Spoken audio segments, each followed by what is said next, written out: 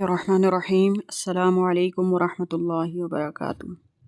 پیارے ناظرین، آج ہم ایک ایسی صورت کی برکت کا واقعہ سنیں گے جسے سن کر آپ کا ایمان تازہ ہو جائے گا۔ یہ واقعہ ہے سورہ محمد کی تلاوت سے جڑی ایک بہن کی زندگی کا۔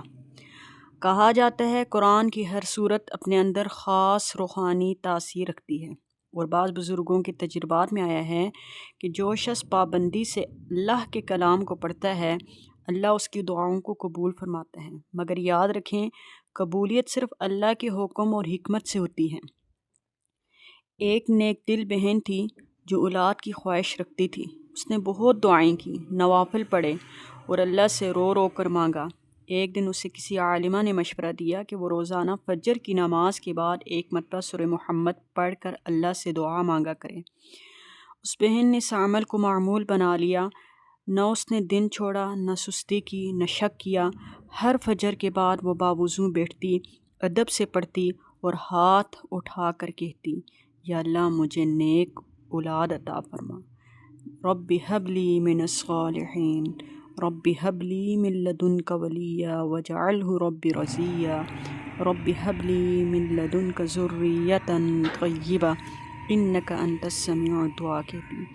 مہینے گزرتے گئے، پھر اللہ نے اپنی رحمت دکھائی اور اسے بیٹا عطا ہوا۔ وہ سجدے میں گر کر رو پڑی، مگر اس نے عمل نہیں چھوڑا۔ وہ بدستور فجر کے بعد سورت پڑھتی رہی۔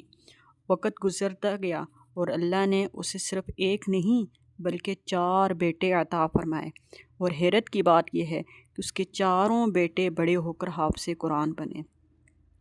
وہ بہن آج بھی کہتی ہے کہ اصل طاقت صورت میں نہیں بلکہ اللہ پر یقین اور اخلاص میں ہے۔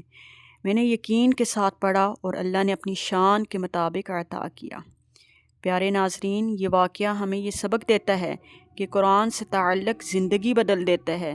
دعا کبھی ضائع نہیں جاتی، اور اللہ جب دیتا ہے تو سوچ سے بڑھ کر دیتا ہے۔